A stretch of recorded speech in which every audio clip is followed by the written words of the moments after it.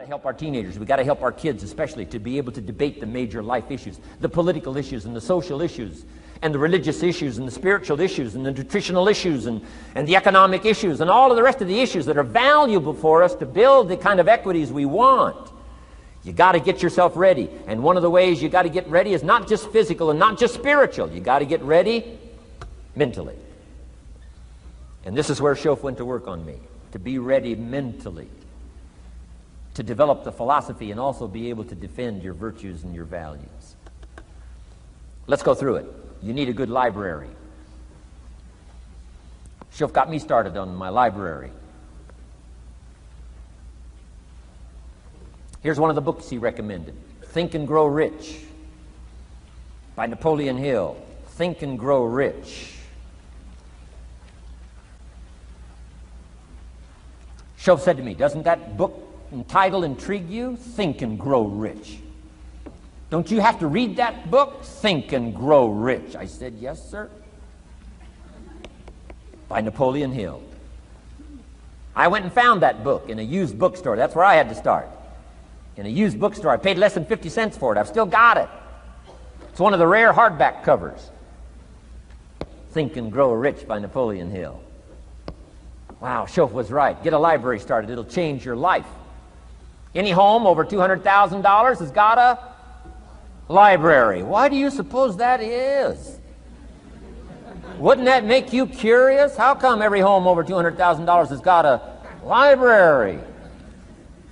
Does that tell you something? Does that educate you at all? You say, well, I can't afford a $200,000 home. It doesn't matter what size home. Take your present apartment, clean out a closet, call it your library, and start acting intelligent. And start this process like I did. Start developing a library. Here's what your library needs to show, that you're a serious student of health and life, spirituality, culture, uniqueness, sophistication, economics, prosperity, productivity, sales, management, skills, values of all kinds. Let your library show you're a serious student. Don't be casual in learning. Don't be lazy in learning. Okay. Information is the key. Okay. Learning is the beginning of wealth. Learning is the beginning of health. Learning is the beginning of prosperity. Learning is the beginning of democracy, the beginning of freedom. All values, all virtues start with the learning process. So don't be lazy in learning. Don't be lazy in gathering the library that'll teach you and instruct you. And I got that book, Think and Grow Rich. Some of the ideas in that book inspired me no end, helped me to change my life. Now, it's got some weird stuff in it. You know, it's got some weird stuff. Napoleon was weird, so you gotta separate out a little of this weird stuff. But you can do that. You can separate out the weird stuff, okay? Unless you're weird, just do the weird stuff.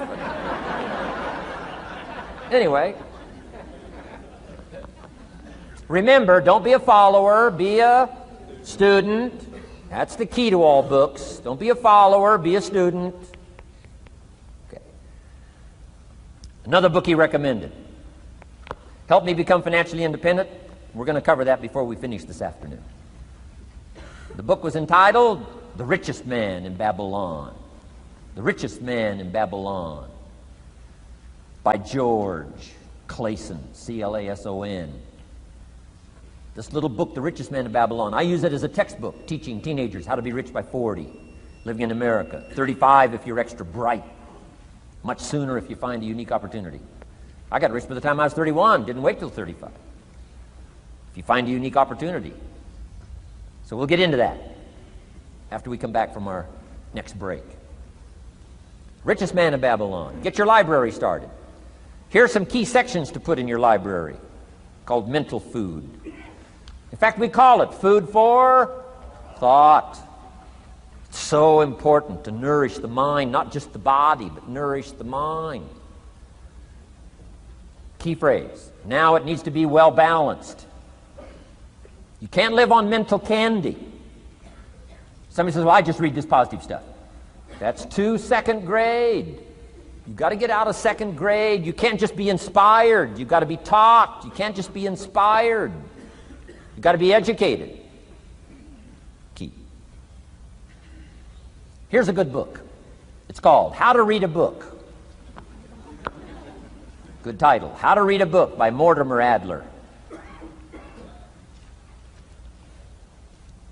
In this book, How to Read a Book, Mortimer, you know, is the chief editor of the new Encyclopedia Britannica.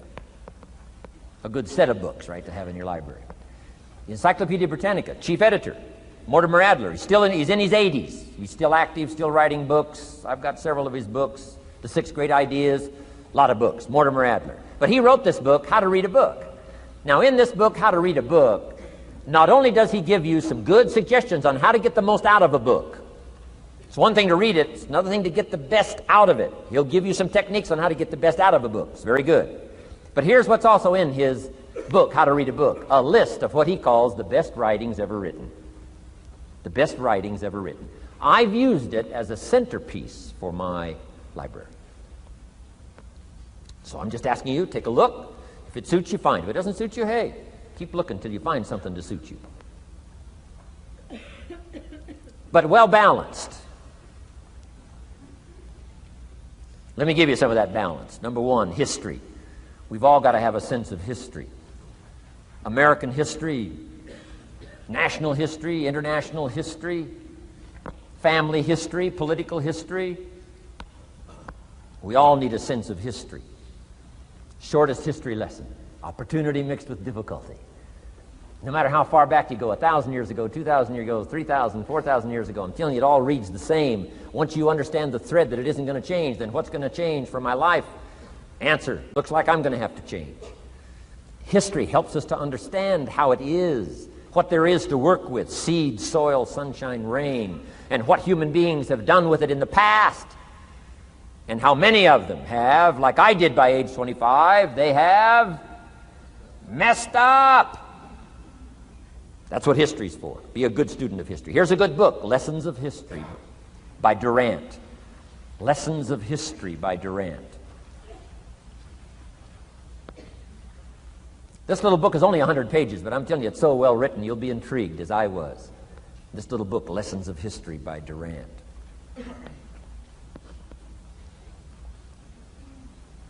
Next is philosophy. Durant also wrote a good book on philosophy. The Story of Philosophy.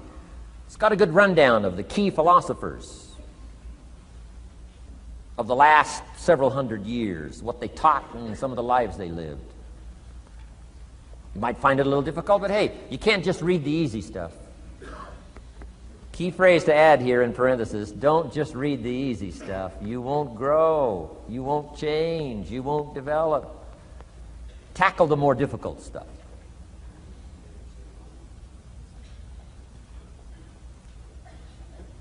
Next, novels. Novels are good. Sometimes an intriguing story keeps our attention so that the author can weave in the philosophy he or she is trying to get across. Ayn Rand was probably better at that than anybody else I could possibly think of. Atlas Shrugged, some of those towering novels.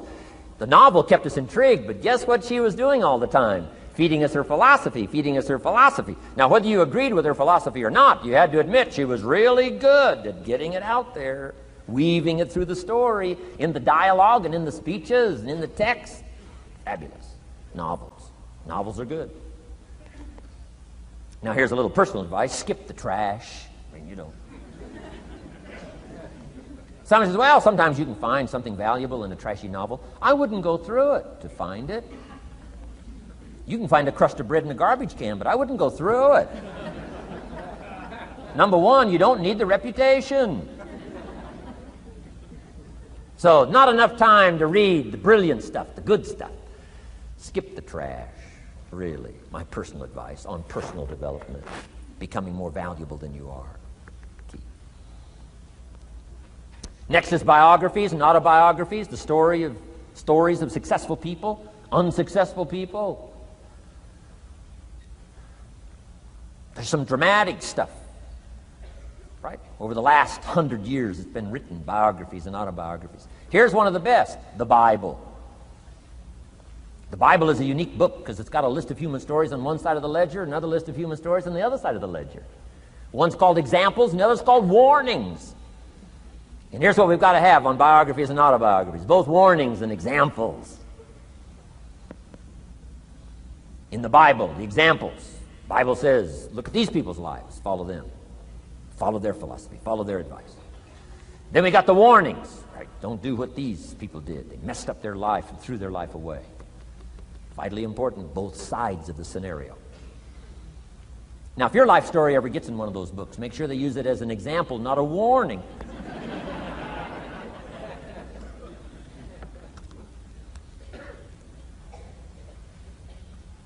Also, we need balance, both sides, balance, good and evil, biographies, autobiographies.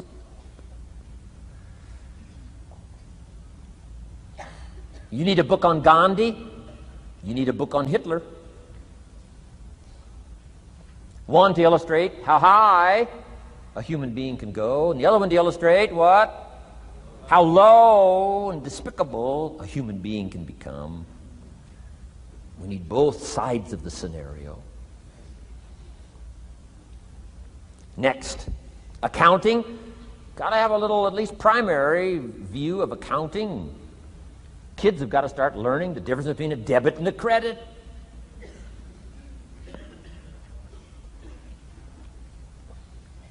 Next is law. We all need, right, a little bit. You don't have to be a lawyer, but you got to know contracts, what to sign, what not to sign, backups, good advice, how to be safe rather than sorry. All of us need a little law, not a lawyer, but a little law, especially these complicated days. Everything's in court these days. I learned this the hard way. Company wanted to borrow money a long time ago, up in Canada. Company wanted to borrow some money. The bank said, well, yes, we will loan the company the money if Mr. Rohn will sign personally. And I wanted to play hero, and I knew the company could pay it back. $250,000. So I signed. No problem. Sure enough, within less than a year, they paid it all back. $250,000. I am now a hero. Well, about a year later, this company gets in financial trouble. They go back to the bank and borrow this $250,000 again. I said, I hope my phone doesn't ring because I won't sign the note this time. Because I knew they were in trouble. I knew they were probably going to go bankrupt. My phone never rang. I'm off the hook. Sure enough, within less than a year, the company goes bankrupt. Can't pay. But I get this letter from the bank saying, Dear Mr. Rohn, since the company cannot perform its obligation and pay this $250,000, and since we have here your personal guarantee, would you please send us your check for $250,000? I said, hey, hold it. There must be some mistake here. I signed that first note, and they paid it all back. I wouldn't have signed the second note. I didn't sign the second note. Well, what I didn't know I had originally signed was a continuing guarantee. So now I know what the word continuing means.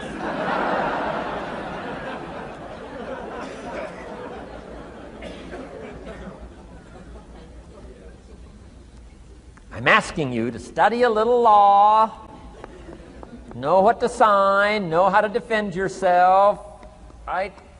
Say, hey, we'll get back. Don't sign too quickly. I mean, there's all kinds of things here. Be a student. Don't be lazy in learning. How to defend as well as nourish. How to grow as well as take care of your enemies. You got to learn. Let your library indicate that you're a serious student about personal relationships with your family, gifts and skills, economics, and all the rest.